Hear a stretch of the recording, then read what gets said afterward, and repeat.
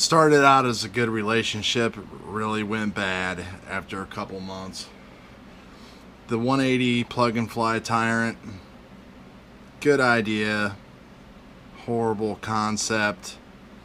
Multiple parts have broke. Now, granted, I did crash this thing quite a bit playing around with it, but the quality of components that came on it were quite disappointing.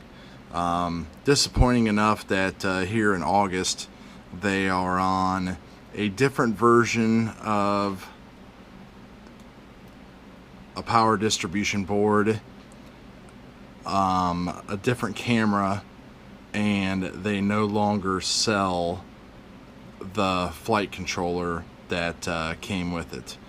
In fact, they don't even support or sell the ESCs that come with it.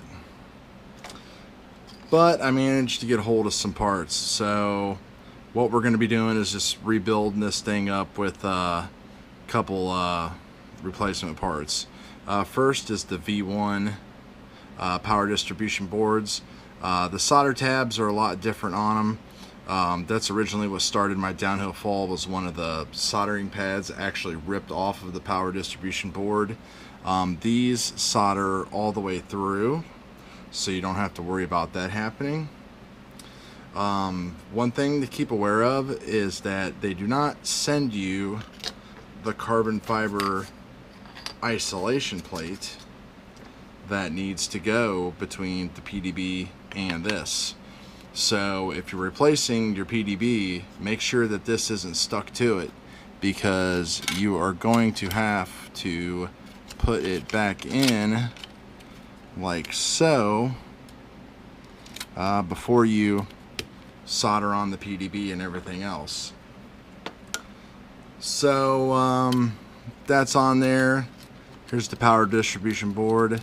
I'm going to go through, solder everything up, and then we are going to talk about this Rev 6 thin flight controller that they don't sell anymore, because I guess it just a lot of people had bad experiences with it, like myself.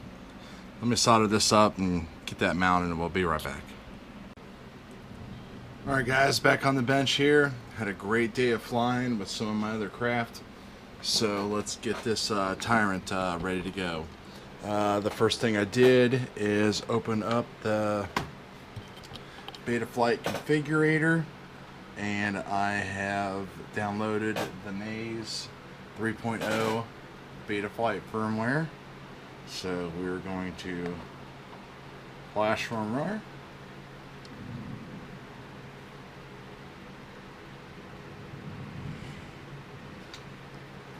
Usually errors out a couple times. Hit it again, and now it is flashing.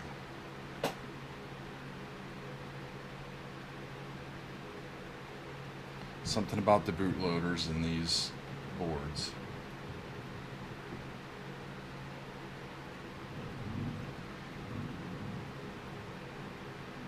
And now that is complete. So let's go to our configurator tab, hit connect, and there we are.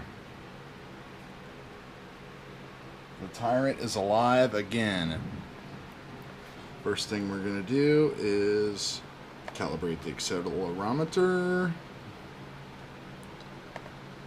Oh, go into ports. Serial RX to turn on our UART for our S bus. Save and reboot. Configuration. Scroll on down. RX serial. S bus. Save and reboot. Alright, so now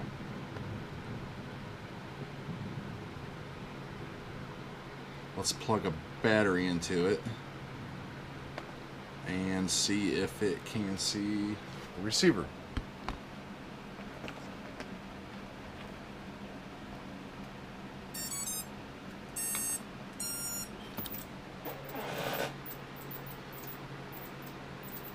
We've got the usual twitch going on because of the one shot and these ESCs. Put that onto TAER, hit save, and yes, it sees our receiver. So I'm going to go through and center all these midpoints and get all that stuff going, and I'll be right back. Alright, so I've got everything hooked up here and everything centered and configured. I've got my switches configured. There's those nice crunchy Tyrant motors running. So I guess the next thing I'm going to do is go ahead and unplug it, and let's calibrate the ESCs. 11.4 volts. We'll shut off our telemetry. So basically we'll just click on that, raise the bar all the way up, and connect the button. Get our little sound. Go back over here, lower everything down.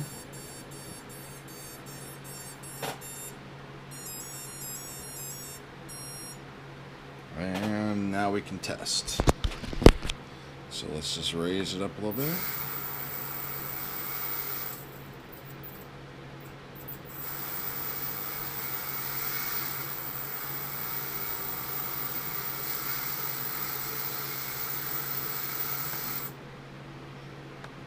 Alright, so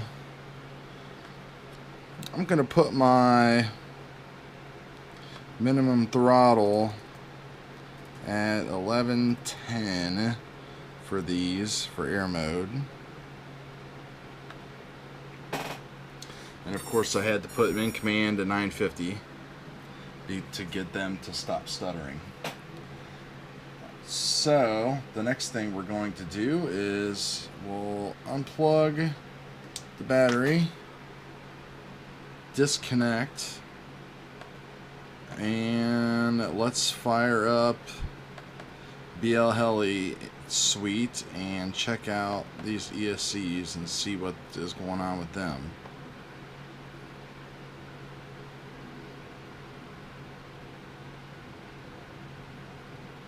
New versions available? Nah. Always looking for a new version. Gotta make sure you're not connected to Betaflight still. So we're gonna hit connect. COM ports open. Plug in the ESCs. Read setup.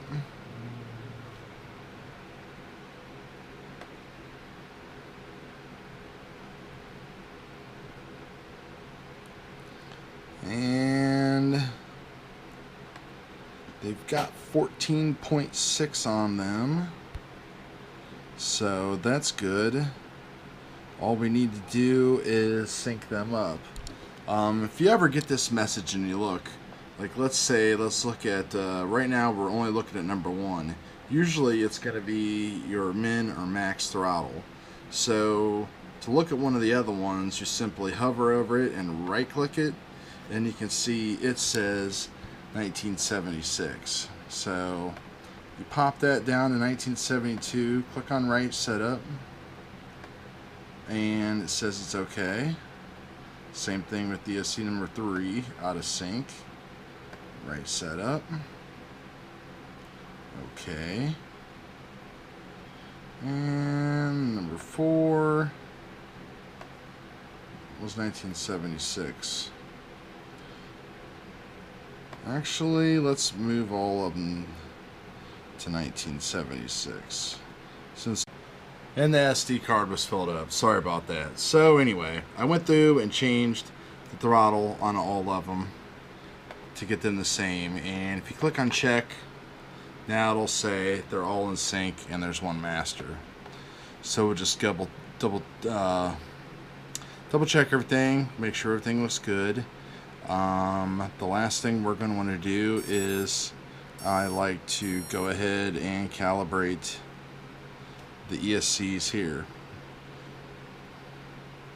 So you just check the button, click on calibrate, click OK, power off the ESCs, so unplug the battery, click OK, power on the ESCs,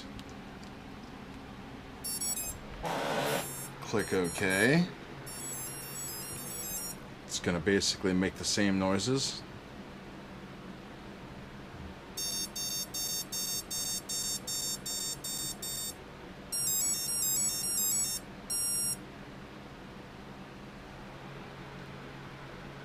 Calibration done. Alright, I think we're good. I think the next thing to do then is just to go ahead and connect to this one more time, read the setup one more time. We had one ESC change on us, number 4.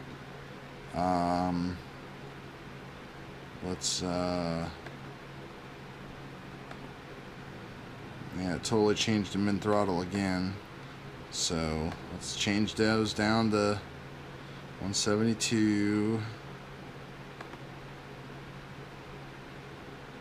That's what happens when you get crazy ESCs.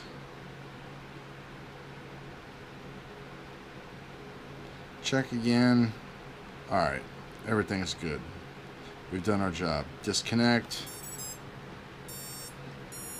Unplug. And I'm going to button this thing up and we'll give her a go. Be right back.